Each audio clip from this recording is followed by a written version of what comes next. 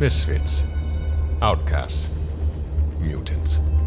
My dream, my vision, is for humans and mutants to coexist in peace and prosperity. But rather than being accepted for who they are, mutants are feared and oppressed. But here, with Cerebro, I can find them and teach them to use their abilities for good. Humankind is evolving, and these are the stories of that evolution. For 60 years you've read their tales, and tonight we celebrate them. To me, my X-Men.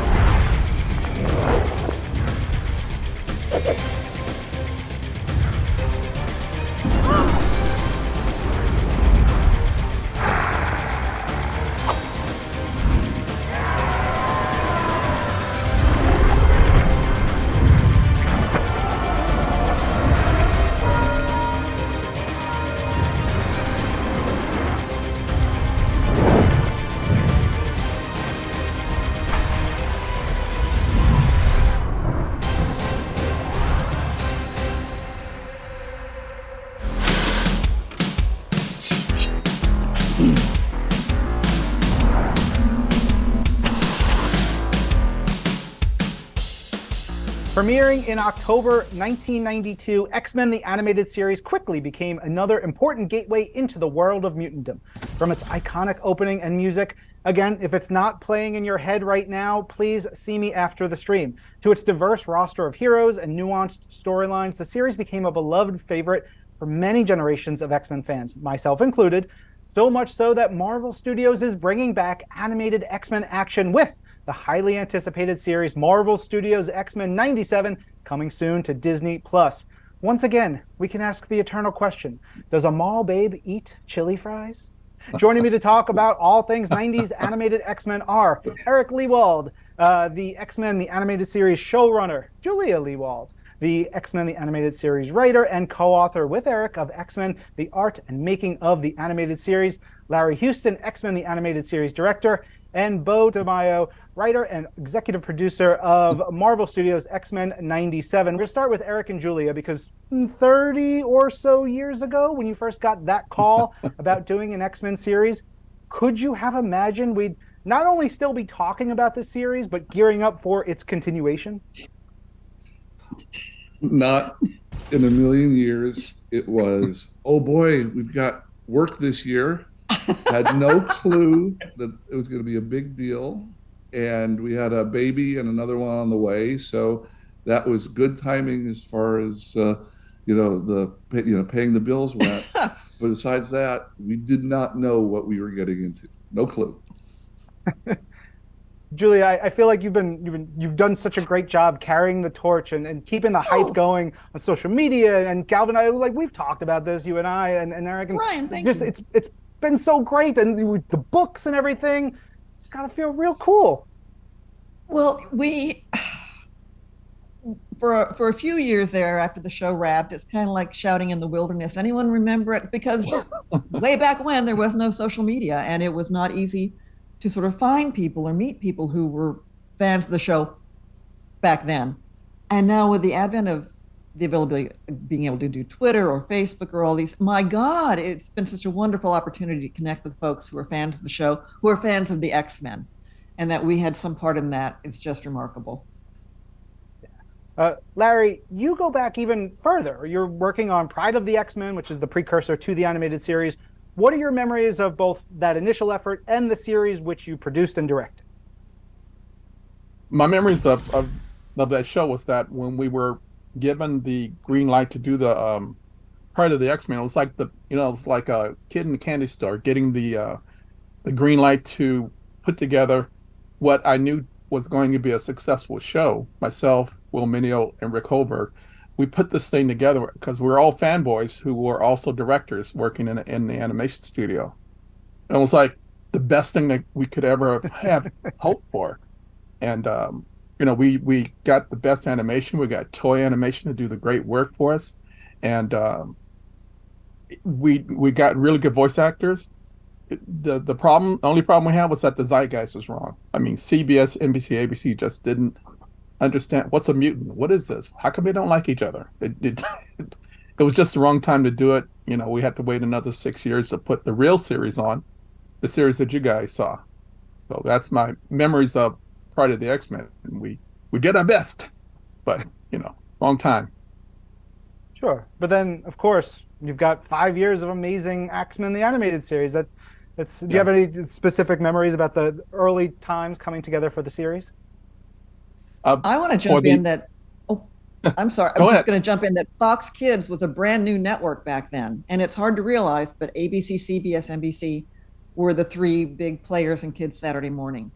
Fox and Fox Kids were brand new players, and they were willing to take some chances and willing to try some properties that the other networks had passed on. And the lady that made it happen, Margaret Lesh, was just made president of this little company, and she took the biggest risk on the planet and hired all of us. Yeah, and she was also the person that when I was working at Marvel Productions, she's the one who found the funding to do the pilot for Pride of the X-Men, and she was like essential for making everything happen, and she believed in the show so much that when she became the CEO of Fox Kids, she's the one who called me and Eric and Will and Rick and others and saying, hey, we're going to do the X-Men for Fox Kids. She's the one to put it on the air, and to me she will always be the secret superhero of Saturday Morning, because without her nothing would have happened. Having read both the books about the making of the series, I've heard her name and seen all the effusive praise about her, so love to hear it. Beau DeMayo, you are heading up X-Men 97, but how important to you are the X-Men and that original animated series? The standard answer is always going to be like very important, but it really, really was. I think when I first met Eric, Larry, and Julia, it was very emotional, and I was like, literally, your show saved my life. And it was. I think it is for a lot of people. I grew up in Florida, very small, kind of, small town, and like no one looked like me. I was like this mixed race kid, black, white, then was like, oh shoot, I'm gay too. And it was just like, wait, no one around me resembles me. And then here's this show that I'm tuning in as like a 10-year-old, and I'm like, oh, I get it. Oh, they get it. Oh, they're struggling with identity too. And it was really giving me those building blocks to really start to understand how do you kind of create an identity in a vacuum. And then, as I was getting older, I was reading comics. Then I saw the first X-Men movie. And I remember I went to a bookstore, a very small bookstore when we had bookstores. And I was like, I'm going to write a sequel to the first X-Men movies. We're going to be like first script. And I read the book because my family was not super, super, super wealthy. So I was the guy who would read the comic books. Screenwriting for Dummies, learned how to write a script, wrote a horribly formatted, no one will ever see it, sequel to the first movie, and discovered my love of screenwriting in general. And it just kind of went from there, and was always reading the comics. And now somehow, honestly, every day I'm like, how the heck am I here? Well, it's funny that you say that, because I want to ask you, Beau, how in the name of Lilandra Naramani did X-Men 97 actually start to become a reality at Marvel Studios? That is a good question. It started in COVID, around September of COVID. I just wrapped up Moon Knight, working on Moon Knight for Marvel Studios, and got a call that Brad Brunnerbaum, who is the head of streaming, wanted to kind of just chat. And I was like, okay, cool, like nervous, but cool. And we got on this thing, we were talking about projects. He's like, would you ever be interested in maybe pitching a show? Well, let me just show you a picture. And he shows me a picture of, the X-Men animated series. And comes back, and I'm like, okay, well, I should be professional and try to play this cool. So I was like, yeah, I'd be really interested in thinking about that. Let's think. And then promptly got off the phone, screamed, cried, ran around, and then just went, came up with a pitched it to Kevin Feige, and him and Brad could not have been more just supportive. And also just encouraging to make sure that we got it right. I think one of my favorite parts was they were truly interested in what my experience as a Black gay man was, and how it was going to inform the story we were telling, and that to them was that is how we're going to make this authentic, because really what you're talking about with X-Men is all of us. I don't care what your religion, your nationality, your sex, your gender. you've walked into a room full of people and you've gone, oh my gosh, there is no one in here like me.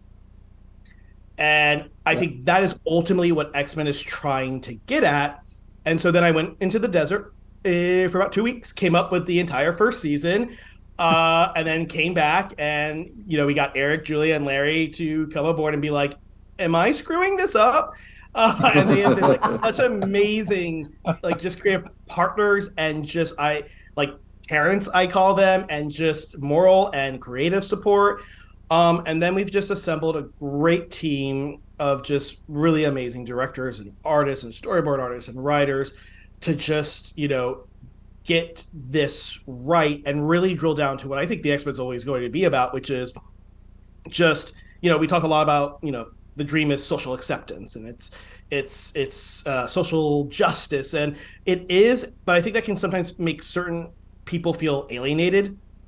And like for me, it's always going to come down to, I think, what the X-Men and what we're going to be trying to do with this series is talking about the power of empathy and how it can kind of heal these wounds that turn people against each other. Mm-hmm. That things like racism and bigotry don't just exist. There's a reason behind it, that empathy can kind of help us connect and build those bridges where we can actually say, hey, we are all different, but we have these little things that can still connect us. And it's been an incredible journey, and I will always just go back to Larry, Eric, and Julia just being these kind of pioneers who told a story that we take it for granted, looking at how diverse media has become, the voices that are out there right now. But like I will say, with no exaggeration, these are the people who made us feel like, hey, we should keep going and we should try and we should be ourselves and we should advocate for ourselves. And like their cartoon is that kind of lesson of how to contain your rage when you're angry and you feel misunderstood, but how to fight, how to find love, all of that. Like it starts with them. And so I will always just be, I see them all the time. So it's not like I'm just saying this is the first time. I say this at dinner when we have dinner of just like, thank you. And I think the show is a love letter to what they did, but it's also a love letter to you guys, to you three. Oh, jeez. Okay. Beau, if the whole screenwriting thing doesn't work out, you got a whole career in writing motivational speeches and like rah, like just, I want to flip a table right now, and the chat is popping off. So I gotta read some of these. Can't wait to watch this show. I need to see this show like right now. My younger brother and I are looking forward to this revival. Cannot wait. There's a couple in here that were really great. I was the only Latina kid in an all-white school in Indiana when this show came out, and it was so meaningful for me. I think that so many folks can connect with that. Now, there's a great question in here. If I could actually Larry, respond to that, like that is like the key point of X-Men right there. Like my parents are white. I was adopted as an orphan. And I think that right there, that power of resemblance, and I think so many people grow up not having it and mistaking the physical for resemblance and connection. And so like, I get you, and that's what we're going to be talking to. Yeah. Larry, Eric, and Julia, a question comes in from Pep ZR, who says, thank you for making my childhood awesome by making the cartoon. Was there any Marvel characters that you wanted featured in the X-Men cartoon that didn't make it? Larry? Oh, Larry, Larry, be careful. Larry, be very careful here. Give it. Minefields. Oh, God. There was one character. Oh, no. I tried to put in, but it got deep sixed, and I think it was Spider-Man. I tried to put Spider-Man in, but, the contracts weren't written correctly. So that got taken out. If you write the contracts before the character comes in, everything's fine, because I think the X-Men crossed over in Spider-Man. But, I tried to do it without the contract, so that didn't make it. I would also jump in that one of the challenges, one of the extremely fun and gratifying parts of X-Men, but a challenge was you had a team of 8 players plus Professor Xavier to work with already, and trying as a writer to service the characters and make sure that the ones who were already there got to tell their stories, that we got to explore. That provided a challenge in terms of, well, who else would you like to throw into the mix? No, we just were sweating to service the ones we had, and plus guest stars, plus old lovers, plus brothers and sisters they didn't know they had, plus missing fathers. So all these people were part of this this huge X-Men universe.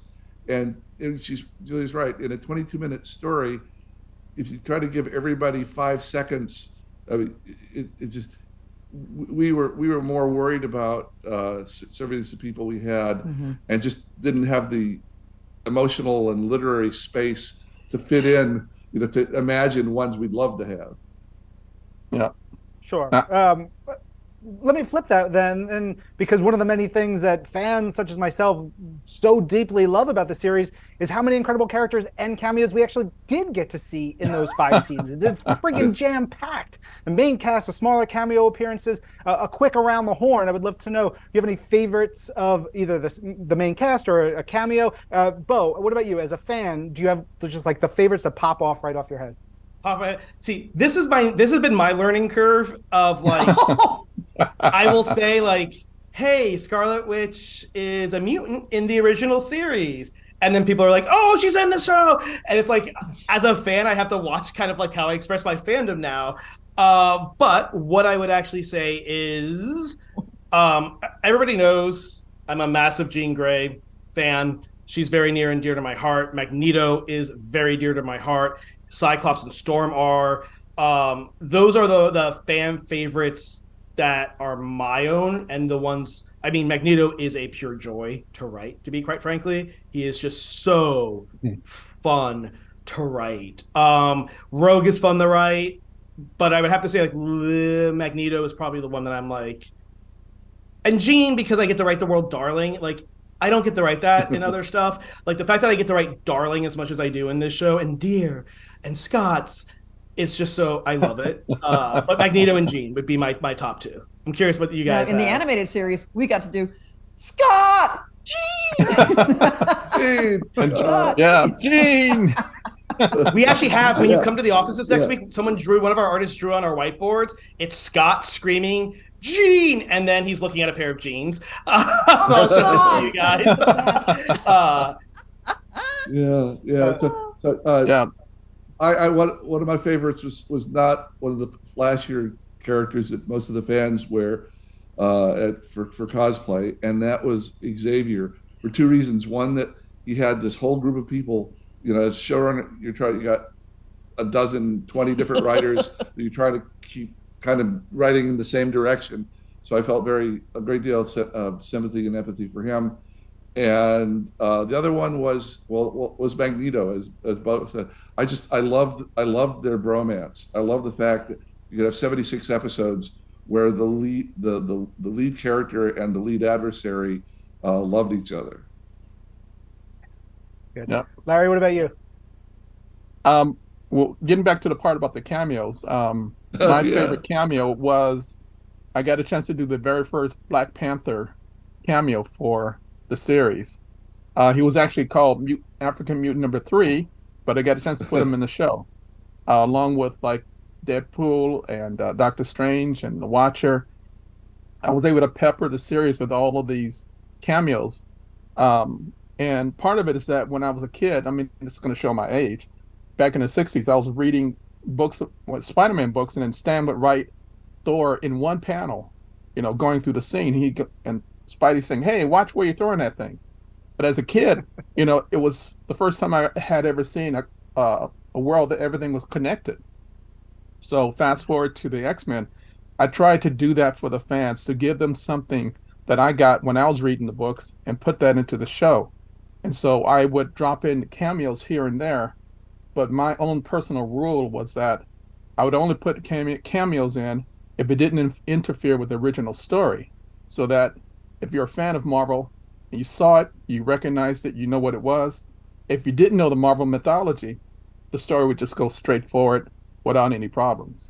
But that was my gift back to the fans. I did that for them, so that they could have the same thrill and excitement I had when I was reading the books in the 60s.